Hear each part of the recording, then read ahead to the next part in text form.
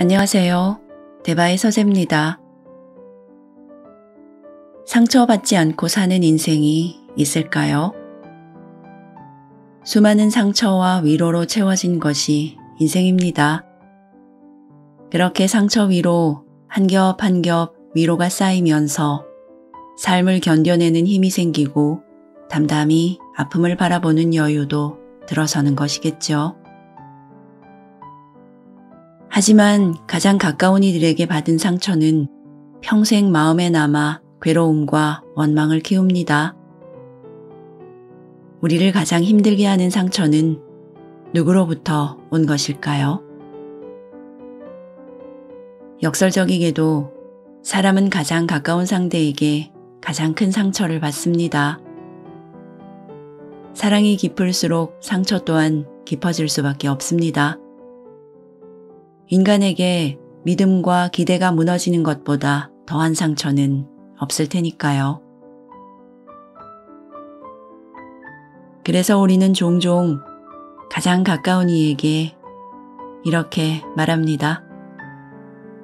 네가 나한테 어떻게 이럴 수 있어?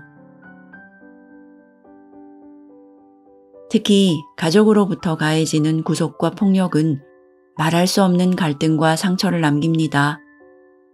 그것은 종종 사랑이라는 이름으로 교묘히 포장되기 때문에 개선이나 치유가 더더욱 쉽지 않은 것이 현실입니다. 오늘 소개할 책 왜 가족이 힘들게 할까는 중국 가정의 상처를 오롯이 그려낸 책으로 평가받고 있습니다. 저자인 우즈홍은 중국의 천재 심리학자로 불리는 베테랑 심리 카운슬러이자 칼럼니스트입니다. 우즈홍 심리센터를 통해 수많은 사람들의 상처받은 인생이 바뀌었다고 합니다. 그는 이 책에서 각 가정의 기본적인 문제들과 더불어 흔히 볼 수 있는 어두운 이면들을 세심하게 묘사하면서 해법 또한 제시하고 있습니다. 가족이 어떻게 상처를 입히는지, 그리고 어떻게 피해갈 수 있는지, 상처를 어떻게 낫게 할 수 있는지를 수많은 상담과 심리학에 대한 고찰을 기반으로 또렷하게 보여줍니다. 그래서 작가의 말대로 이 책은 분명히 쓸모있는 책입니다. 중국 가정의 상황이긴 하지만 이 현상이 비단 중국에만 국한된 것은 아닐 겁니다. 특히 같은 유교 문화권에 속한 우리나라와는 흡사한 부분이 상당히 많습니다. 부모나 자녀와의 갈등으로 마음이 무거운 분들은 아마도 이 책이 큰 도움이 될 것이라 생각합니다. 예전에 비해 다양한 프로그램을 통해 가족 문제를 다루고 있습니다만 작가의 말대로 우리는 여전히 이런 사회에 살고 있습니다. 이 책을 통해 누구보다 가깝지만 제일 아프게 상처 주기도 하는 사람들, 가족과 나 사이에 적정거리를 찾는 연습을 해보면 어떨까요? 왜 가족이 힘들게 할까? 지은이 우즈홍, 옮기니 김희정, 펴낸 곳은 프론티어입니다. 우리는 거울이자 곧 거울 속의 얼굴이다. 페르시아의 시인 루미의 말이다. 세상 만물을 어떻게 바라보는지가 곧 당신의 가장 근원적인 실제다.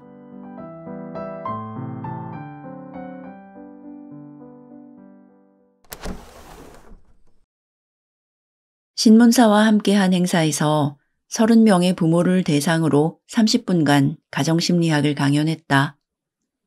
광저우의 작은 마을에서 진행된 강연이었는데 참석자 중 7, 8명이 나와 이야기를 더 나누고 싶어 했다. 그래서 그들과 1시간 넘게 이야기를 나눴는데 나는 내가 정상적인 인간 세상이 아니라 정신병원에 와 있는 것 같은 착각이 들었다. 다들 자녀에게 심각한 상처를 주고 있었지만 자기에게 문제가 있다고는 전혀 생각지 않고 자식의 잘못만 들춰냈다. 또한 상하이 하이스 대학의 대학원생이 엄마의 병적인 의존 때문에 삶을 포기한 자살 사건을 접하고 나는 말 그대로 불가사의함을 느꼈다. 그러나 다수의 내담자가 말하길 그들처럼 독립된 개체로 존재하지 못하고 서로에게 지나치게 의존하며 병적인 공생관계를 이루는 모녀가 자기들 고향에는 흔하다고 했다.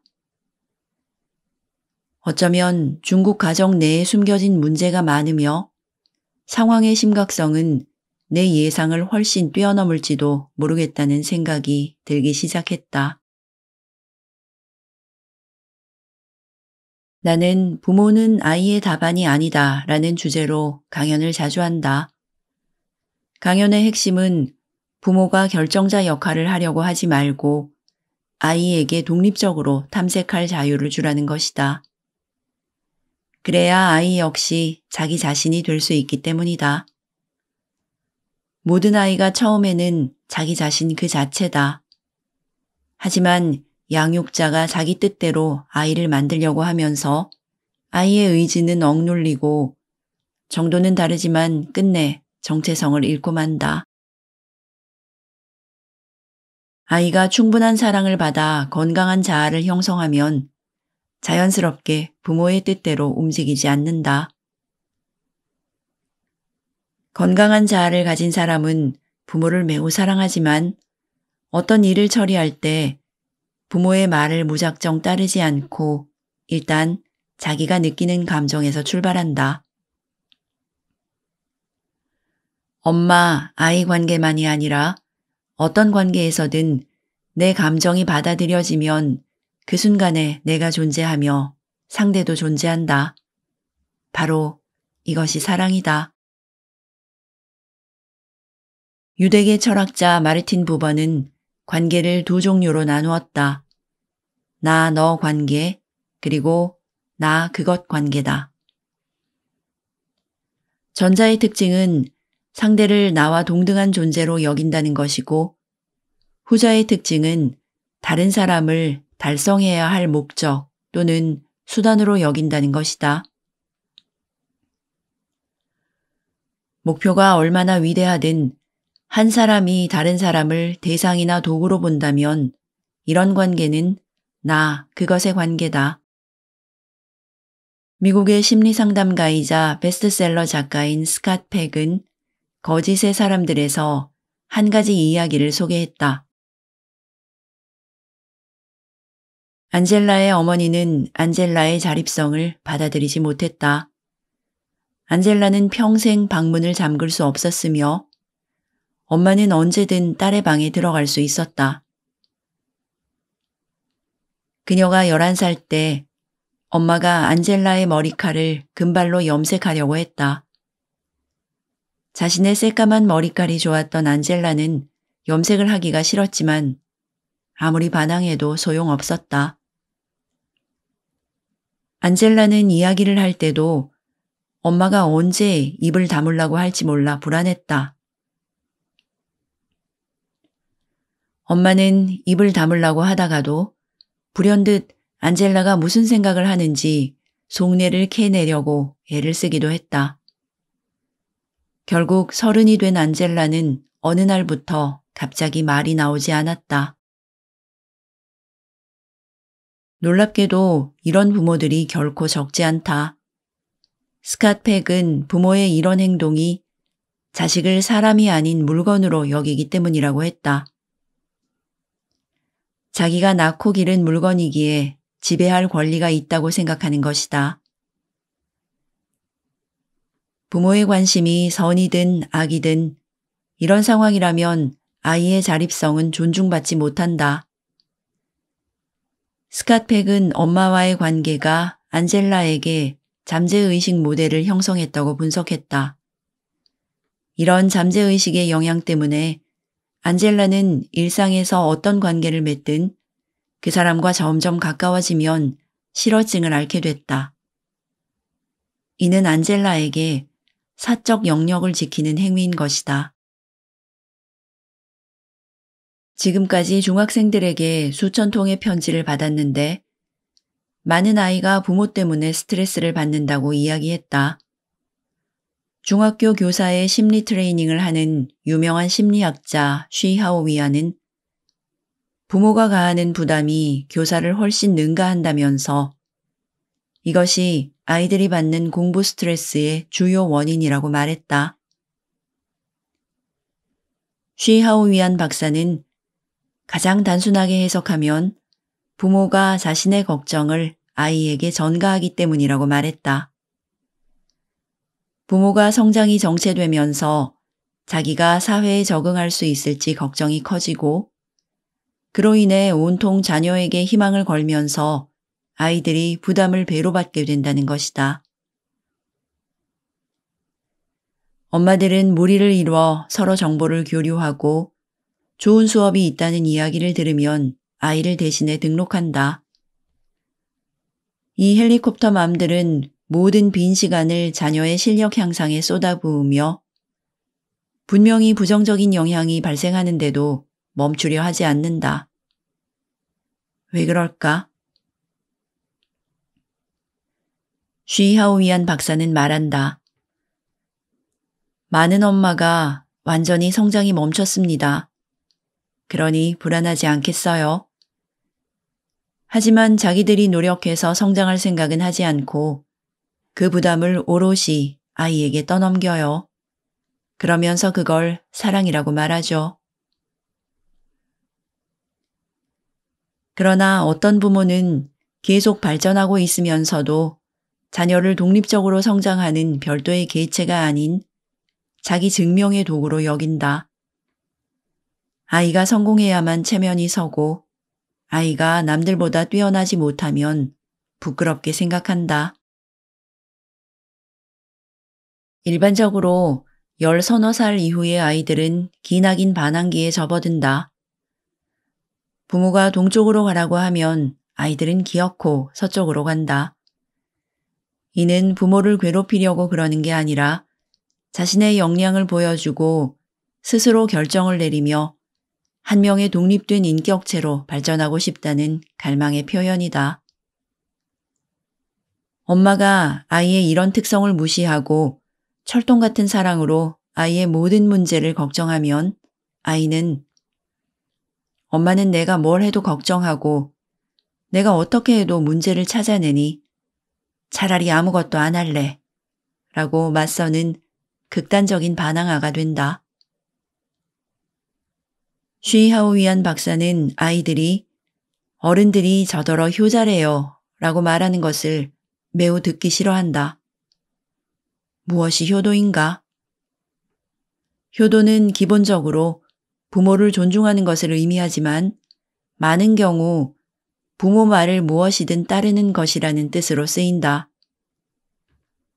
그는 부모가 독단적으로 아이의 성장을 도맡아 무엇이든 대신 결정하면 자녀는 스스로 결정하고 결단을 내리고 사고하는 법을 배우지 못합니다. 라면서 가정은 하나의 체계입니다. 자녀에게 문제가 생기면 필연적으로 부모와 관련된 원인을 찾을 수 있죠. 이를 부모가 알아야 해요. 라고 말한다.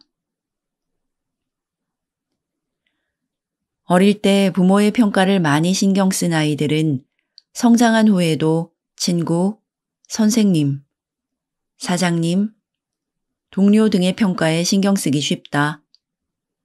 매일 남의 평가 속에 살면서 내면의 욕구대로가 아닌 타인의 좋은 평가를 얻기 위해 일한다. 상과 벌이라는 도구를 자주 사용하는 부모와 선생님은 아이를 통제하려는 마음이 강해서 아이를 본인들의 의지대로 성장시키고 변화시킨다. 그러면 아이는 어른들 의지의 산물이자 작품이 된다. 저명한 유아교육 전문가 손 루이쇠가 쓴 책 사랑과 자유의 대략적인 관점은 이렇다. 부모의 임무는 사랑으로 아이에게 안전한 환경을 제공하는 것이다. 그러나 세상을 어떻게 탐색할지는 아이의 자유다. 다시 말하면 모든 아이는 천성적으로 자기만의 사명을 갖는다. 부모가 아이의 운명을 바꾸려고 하는 것은 곧 아이의 운명을 망치는 일이다. 스티브 잡스는 스탠퍼드대 강연에서 이렇게 말했다. 타인의 관점에서 떠드는 시끄러운 이야기에 내면의 소리가 묻히지 않게 하세요.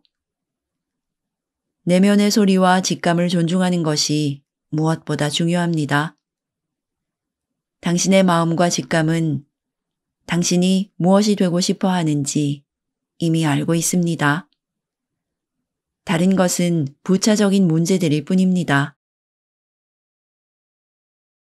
어떤 사람은 평가하기를 좋아한다. 부모가 자신과 소통하던 방식을 그대로 배운 탓이다. 부모는 아이에게 지적을 하려 한다. 무엇을 잘못했고 무엇을 잘했는지 알려주려고 말이다. 하지만 이는 난 되고 넌 안 돼 라는 관계 모델이다. 평가에는 칭찬과 비난이 포함된다. 두 가지 다 자신의 좌표 체계가 평가의 기준이므로 본인만이 유일한 주체이며 상대는 분석 대상이다. 결국 칭찬과 비평 모두 상대를 통제하기 위한 도구이다. 평가에 급급한 사람은 감정의 교류가 아닌 문제 해결에만 초점을 맞춘다. 그들은 호의에서 한 행동이라고 말하지만 배우자나 가까운 친구 등 친밀한 관계의 사람들 절대 다수가 감정 교류를 위해 소통한다는 것을 알아야 한다. 삶이 주는 가장 큰 교훈 중 하나가 이것이다. 아무리 가까운 사람이라고 해도 그는 다른 사람이며 나만큼이나 중요하고 독립된 개체다.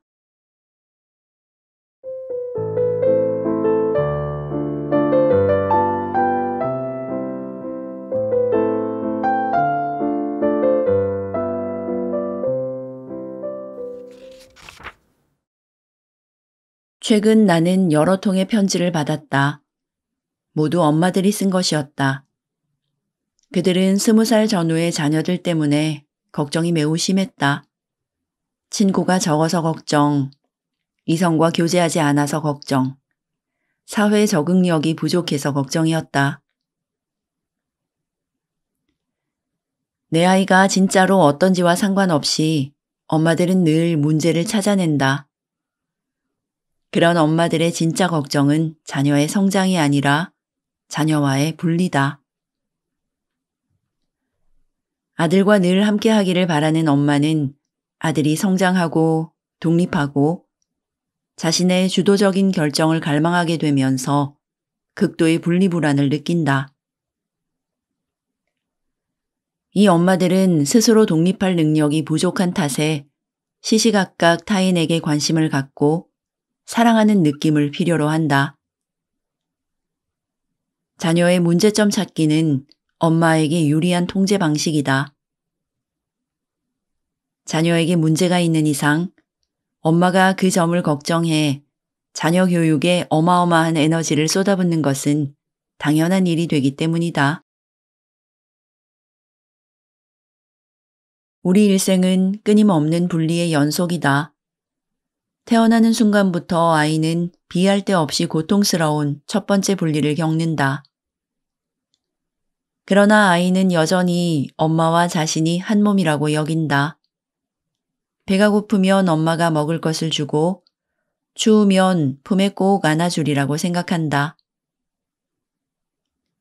유치원에 갈 나이가 되어 난생 처음 온전히 집을 떠나는 아이들은 눈물바다를 이룬다. 이별이 가져다주는 고통이 실제로 너무나도 크기 때문이다. 두 번째 분리인 엄마와의 심리적 분리는 일생에서 가장 관건이 되는 이별이다. 이 분리 과정이 제대로 이루어지면 아이는 성숙한 분리를 배울 수 있다. 친밀함을 누리는 동시에 거리감을 즐기며 탄탄한 심리 기반을 닦는 것이다. 친밀함이나 거리두기를 두려워하는 성인은 100이면 100 엄마와의 심리적 분리에서 문제의 원인을 찾을 수 있다.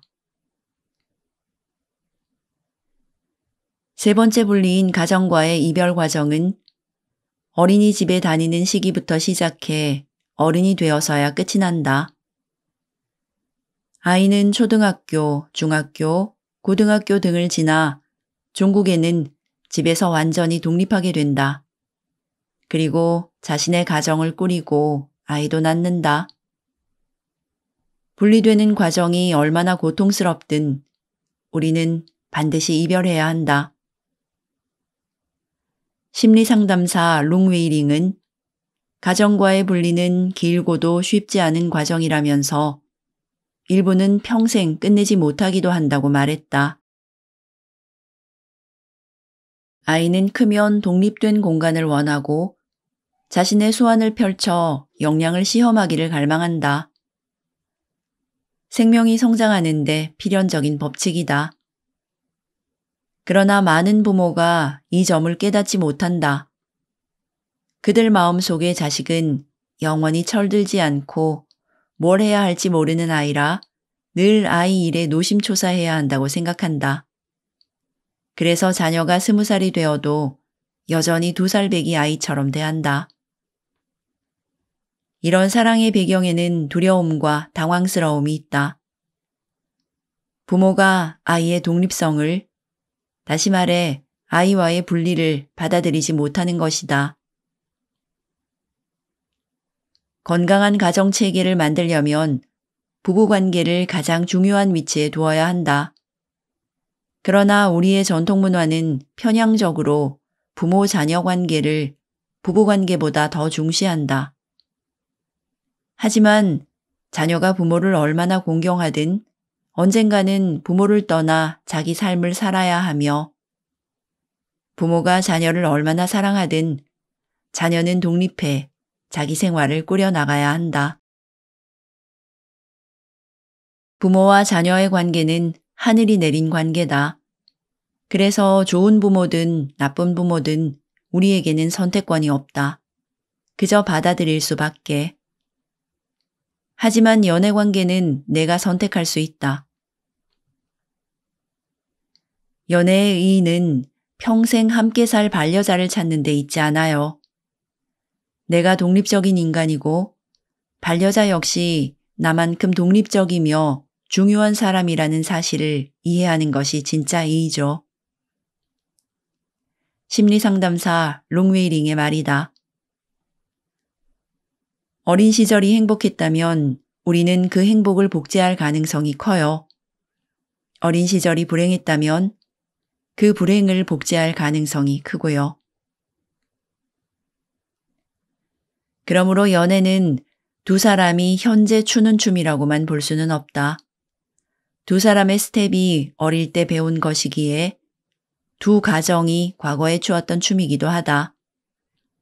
열애 중인 사람은 반드시 이 사실을 알아야 한다. 결혼이 사랑의 무덤이 되곤 하는 가장 큰 이유는 과거 가정의 복사판이 되기 때문이다. 롱웨이링은 말한다. 좋은 부모는 하늘이 내려준 행운이죠. 우리에게 좋은 심리적 기반을 만들어주니까요. 어린 시절에는 안정을 갈망한다. 부모가 늘 자기 곁에 있어주기를 바란다. 그런데 우리는 커서도 안정을 갈망하며 연인이 늘 곁에 있어주기를 바란다. 하지만 부모와 분리되지 않으면, 그리고 연인과 분리되지 않으면 계속 성장해 나갈 수 없다. 두 사람이 늘 붙어 있는 건 사실 자연스럽지도 않고 건강한 상태도 아니다. 이별과 사랑은 똑같이 중요하다. 삶에서 가장 중요한 이 두 가지 주제는 늘 함께 작용하면서 우리를 성장시키고 자기 자신이 되게 한다. 룽웨이링은 분리되기를 거절하는 것은 성장하기를 거부하는 것과 같습니다. 라면서 두 사람이 아무리 가까워도 결국엔 두 사람이죠. 분리를 이해하지 못하면 친밀한 두 사람은 하나로 들러붙게 되는데 이것은 인생에서 많은 비극을 불러옵니다. 라고 말한다. 분리를 거부하면 사랑도 가짜 사랑이 된다. 분리를 이해하지 못하는 두 사람이 함께 있으면 서로의 공간을 간섭하고 침범하게 되기에 둘 다 제대로 성장할 수 없다. 임상심리학의 대가 칼 로저스는 부모의 무조건적이고 적극적인 관심은 유아에게 매우 중요한 성장 요인이 된다고 말한다. 유아기에는 부모의 무조건적인 사랑이 안전지대를 형성한다. 마음속에 안전지대가 있으면 자녀는 자신감을 갖고 세상을 탐색하며 사람들과 교류한다. 그래서 상처를 입거나 좌절을 겪게 되면 언제든 안전지대로 돌아갈 수 있다고 굳게 믿는다. 나이가 들어감에 따라 이런 안정감은 잠재의식으로 쌓여간다. 이런 잠재의식이 있는 성인은 아동기에 부모를 믿었던 것처럼 믿을 만한 사람을 찾아낸다. 타인의 속내를 의심하는 일은 드물지만 믿고 사랑할 만한 가치가 없는 사람으로부터는 단호하게 떠나며 어리석은 짓을 잘하지 않는다. 물론 이들도 상처를 받지만 비교적 빠르게 치유된다. 안전감이 강한 사람은 타인의 부정적인 반응에 크게 신경 쓰지 않는다. 미국의 심리학자 쉘던 캐시다는 저서 대상관계 치료에서 다음과 같은 사례를 언급했다. 헨리에타는 중년 싱글맘에 2명의 10대 자녀가 있다.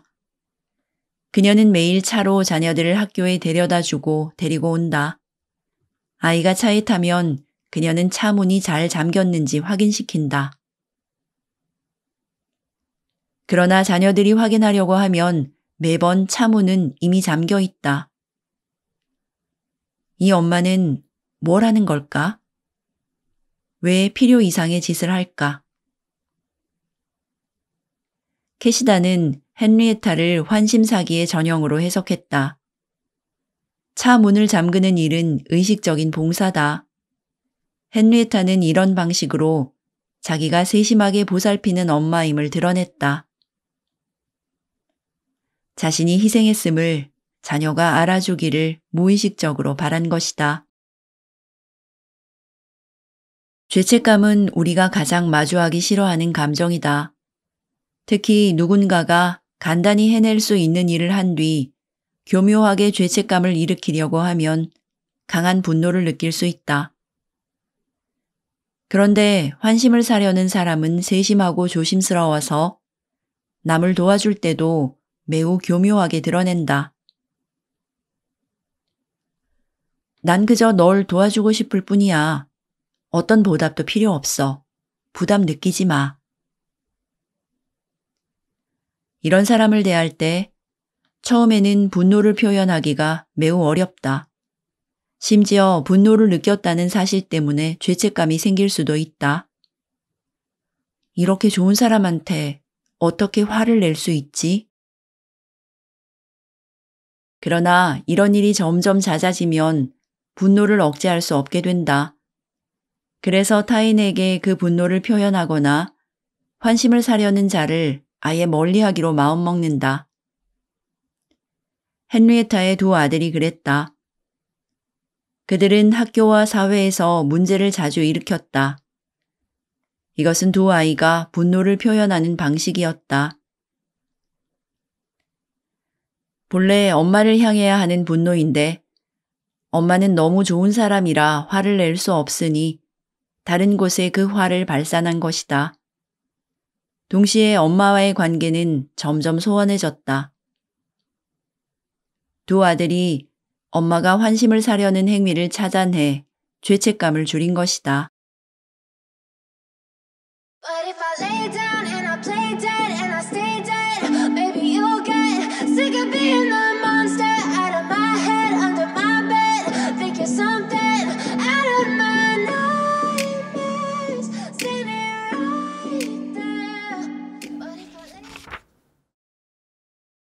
다 너 잘 되라고 그러는 거야.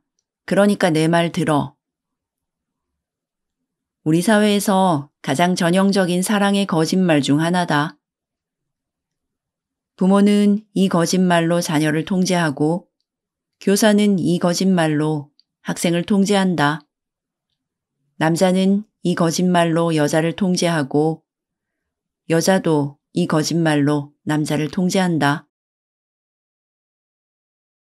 삶의 의미는 선택에 있다. 한 사람이 끊임없이 자기 인생길을 선택할 때 그 자발적인 선택으로 삶이 풍성해지고 다채로워지며 정신에너지도 계속 증가한다. 그 선택이 옳으냐 그르냐를 떠나 선택을 해본 사람만이 진정으로 산 셈이다. 어떤 사람의 인생에서 모든 선택을 남이 대신했다면 그 사람의 삶은 의미가 없다. 비틀거리며 걸음마를 배우는 아이가 10m 떨어진 곳에 있는 공을 주우려고 한다. 어른은 아이의 의도를 깨닫고 급히 달려가 공을 주워 아이에게 가져다 준다. 아이는 어떤 기분일까? 어쩌다 있는 일이라면 기뻐하겠지만 매번 이런 식이라면 아이의 마음속엔 분노의 감정이 싹틀 것이다. 왜냐하면 아이에게는 공을 손에 쥐는 것보다 이 과정을 홀로 완수해내는 것이 더 중요한 욕구이기 때문이다. 가끔은 넘어지고 다치면서 좌절도 할 것이다. 그러나 어쨌든 자아 탐색의 과정을 홀로 완수함으로써 아이는 좌절을 겪더라도 자기 힘으로 목표를 실현할 수 있다는 신념을 갖게 된다. 좌절감이 생기는 것은 정상적인 일이다. 모든 사람이 매일 크고 작은 좌절을 겪으니까. 정상적으로 성장한 아이는 어떤 좌절이 닥치더라도 혼자 힘으로 꿈을 이룰 수 있다고 굳게 믿는다. 그러나 과보호 속에 자란 아이는 습관적으로 남에게 의지해 꿈을 이루려고 한다. 단순히 좌절을 경험하는 문제가 아니라 자기 목표를 실현할 수 없는 것이다. 오랫동안 우리는 넘치는 사랑의 표현이라는 데 초점을 맞추고 과보호를 미화해왔다. 일부 부모는 이런 관점을 합리화해 이용하기도 한다. 과보호가 나쁘다는 건 알지만 아이를 너무 사랑하는 걸요 라면서. 그러나 참 사랑에는 지나치게 너무란 말이 존재하지 않는다. 제대로 사랑하면 부모가 어디까지 도와주든 아이는 문제를 일으키지 않는다. 오히려 사랑이 클수록 아이는 더욱 건강하게 성장한다. 그렇다면 참 사랑이란 무엇일까? 있는 그대로의 아이를 보고 아이의 진짜 욕구를 발견하고 그 욕구를 실현할 수 있도록 도와주는 것이다. 걸음마를 배우는 아이가 10m 밖에 공을 가지러 가려고 할 때 참사랑은 아이를 대신해 공을 가져다 주는 것이 아니라 아이가 홀로 임무를 완성하도록 곁에서 지켜보는 것이다. 물론 진짜 위험이 닥쳤을 때는 해결해 주기도 하면서 말이다. 아이가 내가 할래요 라고 분명하게 말할 때 아이의 진짜 욕구는 혼자 해내고 싶다는 것이다. 인내심을 가지고 아이가 욕구를 충족하도록 기다려준 뒤 어수선해진 자리를 치우는 것이 참 사랑이다. 표면적으로 과보호는 대단해 보인다. 현상만 놓고 보면 부모가 자기를 희생해 어떻게든 아이의 욕구를 채워주기 때문이다. 부모는 자신의 의지를 아이에게 강요하면서 그것을 사랑이라 여긴다. 예를 들어 아이가 배부르다고 하면 어른은 말한다. 한창 클 때니까 더 먹어. 과보호는 함정이다. 자녀를 과보호하는 부모는 실제로 자기 욕구를 충족하는 것이다. 과보호하는 부모는 아이가 성장하는 데 필요한 진짜 욕구를 무시하고 아이를 또 다른 나로 여긴다. 독단적으로 과보호하는 부모들은 아이가 스스로 탐색할 기회를 빼앗을 뿐만 아니라 아이가 느끼는 실제 감정에 무관심할 때가 많다. 자기 감정을 아이에게 투영하는 것이 습관화된 탓에 그것이 아이의 진짜 감정이라고 착각한다. 이로 인해 아이는 자기 감정을 믿지 못하게 되며 스스로 자아를 알아가려 하지 않고 타인이 내린 정의 안에서 답을 찾으려 한다. 그 결과 자아를 잃게 된다. 심리상담 컨설턴트인 퍼트리샤 에반스는 통제하려는 사람들에서 다음과 같은 사례를 들었다. 하루는 친구와 카페에서 커피를 마시고 있었는데 베티 여사와 7살쯤 돼 보이는 딸 수지가 들어왔다. 쇼케이스 안에 아이스크림을 보고 있는 딸에게 베티가 물었다. 어떤 맛 먹을래? 바닐라 맛이요. 초콜릿도 있는데? 바닐라 맛 먹을래요. 엄마는 초콜릿 맛이 더 좋을 것 같은데? 싫어요. 바닐라로 할래요. 바닐라 맛 고르면 안 돼. 넌 초콜릿 맛을 좋아하잖아. 엄마는 알아. 지금은 바닐라 맛 먹고 싶어요. 왜 이렇게 고집을 부린담? 이상하네. 이 대화에서 엄마는 내내 딸의 감정과 판단을 부정했고 자신의 판단을 강요했다. 무의식적으로 너의 선택과 판단이 틀렸다고 말하는 셈이다. 자기 효능감이 높은 사람은 어떤 목표를 추구할 때 흔들리지 않는 믿음을 가지며 자기가 반드시 이 일을 해낼 수 있다고 생각한다. 자기 효능감을 형성하는 데 가장 중요한 것은 성공과 실패의 경험이다. 부모가 아이를 과보호하며 매번 어려운 일을 도와주는 것은 아이가 스스로 탐색하고 자기 효능감을 형성하는 과정을 망가뜨리는 일이다. 아이의 머릿속에 다음과 같은 논리가 형성되기 때문이다. 내가 어떤 일을 실현할 수 있느냐 아니냐는 어른이 도와주느냐 아니냐에 달렸구나. 고난에 굴하지 않고 합리적인 판단으로 목표를 성취하는 능력을 나타내는 정도를 역경지수라고 한다. 부모는 아이의 행동에 간섭하려는 충동을 자제해야 한다. 사실상 불필요한 간섭이 너무 많다. 어린아이가 좌절할 권리를 존중해주자. 아이는 성장하는 과정에서 자연스럽게 많은 좌절을 겪는다. 어른이 아이에게 스스로 해결할 기회를 주기만 하면 아이들은 알아서 역경지수가 높은 어른으로 자란다. 별도의 좌절 교육이 필요 없다는 얘기다.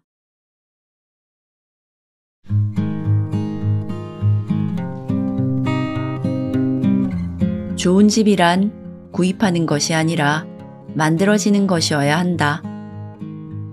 미국의 소설가 조이스 메이나드.